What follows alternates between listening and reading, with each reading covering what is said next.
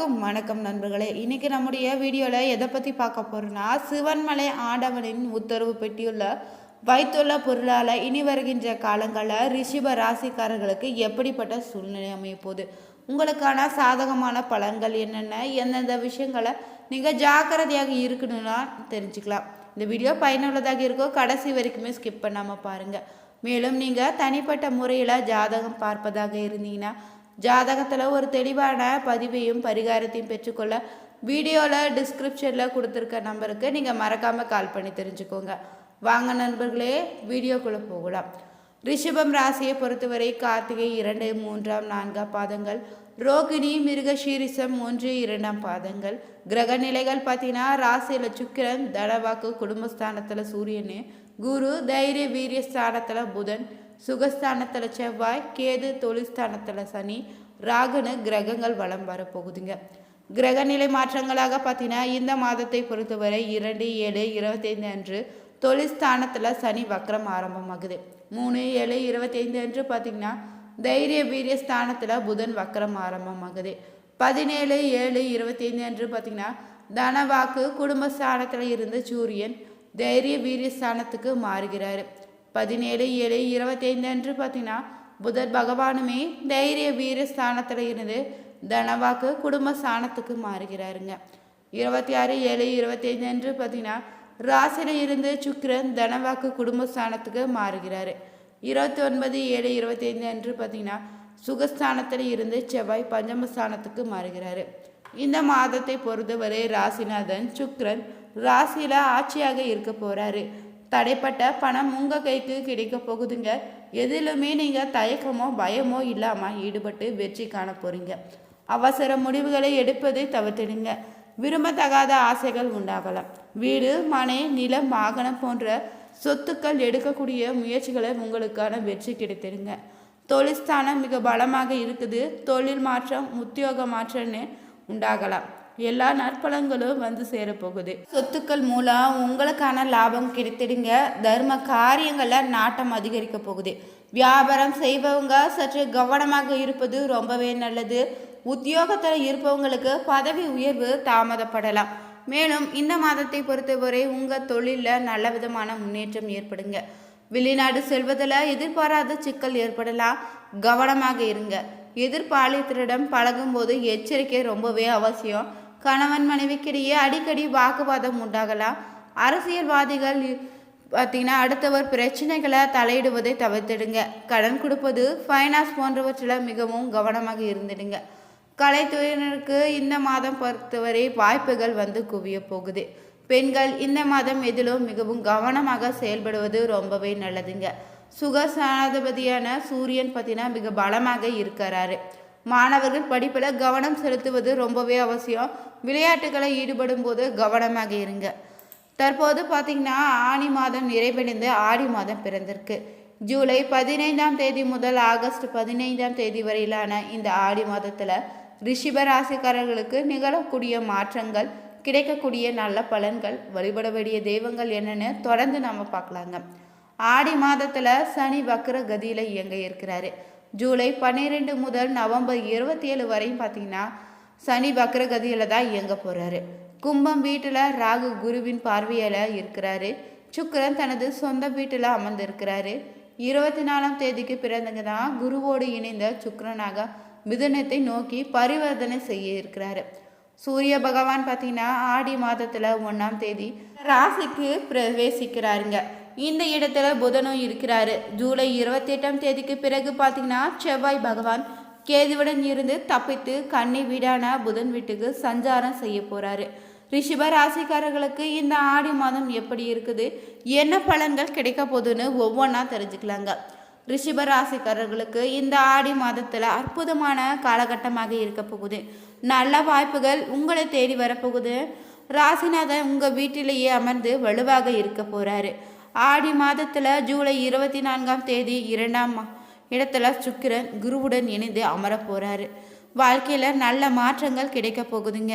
ரிஷபராசியில் சந்திரன் உச்சமடையக்கூடிய வீட்டில் சூரியன் அமரும் இந்த ஒரு மாத காலத்தில் ஒரு மிகப்பெரிய ராஜயோகங்கள் உங்களுக்கு கிடைத்திடுங்க.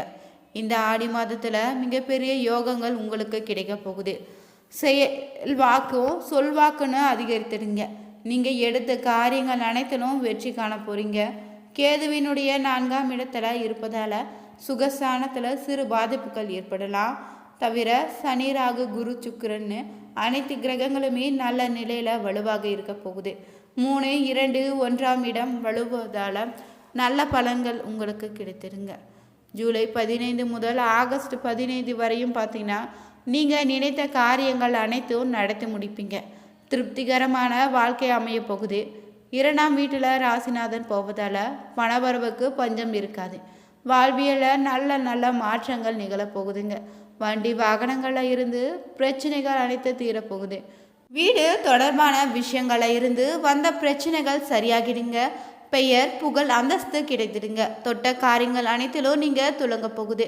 நீண்ட நாட்களாக நீங்கள் காத்திருந்த பதவி உயர்வு, சம்பள உயர்வு கிடைத்திடுங்க.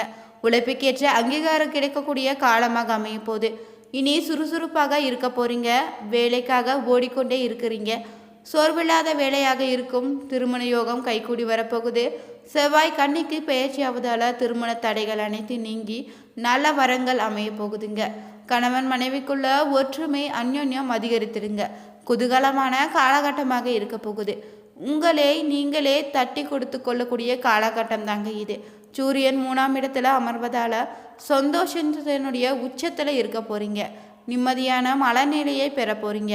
படிக்கும் குழந்தைகளுக்கு அருமையான காலகட்டமாக இருக்குதுங்க. 20 முதல் 45 வயதுக்குட்பட்டவங்களுக்கு ராஜயோகம் காத்திருக்குது. பதவி உயர்வு, சம்பள உயர்வு, தொழில் வளர்ச்சின்னு அனைத்திலும் உங்களுக்கு கிடைத்திடுங்க. பணவரவை பொறுத்தவரை இந்த மாதத்தில் 45 முதல் 60 வயதுக்கு உட்பட்டவங்களுக்கு நல்ல மாற்றங்களோ முன்னேற்றங்களும் கிடைத்திடுங்க. குடும்பத்தில் மகிழ்ச்சி பெருகிடும். துணையுடன் இருந்து வந்த வாக்குவாதங்கள் நீங்கிடுங்க. பிரிந்த தம்பதிகள் ஒன்று சேரக்கூடிய காலமாக இருக்குது. வீடு, இடம், குடும்பம் தொடர்பான நல்ல காரியங்கள் நடக்குங்க. சொத்து தொடர்பான விஷயங்களை கைகூடும். குரு, சுக்கிரன் இணைவதால் பணவரவு அதிகரித்திடுங்க. உங்கள் மீதான தன்னம்பிக்கை அதிகரிக்கக்கூடிய காலமாகவும் இருக்குது. வேலையில் திருப்தி உண்டாகிடுங்க. 60 வயதை தாண்டியவங்களுக்கு பிள்ளைகளால் பணம் கிடைக்க போகுது. உங்களுடைய பழைய விஷயங்களை போட்டு மகிழ்ச்சி அடைய போகிறீங்க.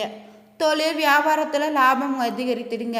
நண்பர்கள் தகவல் தொடர்பு அதிகரிக்க போகுது. இந்த மாதத்தில் உங்களுக்கான அதிர்ஷ்டம் தரக்கூடிய மாதமாக அமைஞ்சிருக்கு. நீங்கள் இந்த மாதத்தில் பொறுத்தவரை நல்ல முன்னேற்றத்தை ஏற்படுத்தக்கூடியதாக இருக்குது. சாய்பாபாவை வழிபட்டு வருவது, சித்தர்கள் முருக வழிபாடு செய்வதும் நல்ல விதமான பலனை தொடர்ந்து ஏற்படுத்தி தருங்க. ராசிக்காரர்கள் பொறுத்தவரை கார்த்திகை 2ஆம், 3ஆம், 4ஆம் பாதங்கள் இந்த மாதத்தில் எந்த காரியத்திலோ அவசர முடிவு எடுக்காமல் இருப்பது, வீண் வாக்குவாதங்களை தவிர்ப்பது ரொம்பவே நல்லது. திட்டமிட்டபடி காரியங்களை செய்து முடிப்பீங்க. பணவரது தாமப்பட்டாலோ கையில் இருப்பு இருந்து கொண்டே தான் இருக்கும். நஷ்டநாதன் சூரியன் சஞ்சாரத்தால் வேலை தவறி சாப்பிட வேண்டியதாக இருக்கும். முக்கியமான பணிகளே தாமதமாக தாங்க நடக்க போகுது. ரோகிணி நட்சத்திரக்காரர்களை பொறுத்தவரை இந்த மாதத்தில் வீண் விவகாரங்களை தலையிடாமல் ஒதுங்கி சென்றுடுங்க. மற்றவர்களுக்கு உதவும் போது கவனமாக இருப்பது ரொம்பவே நல்லது.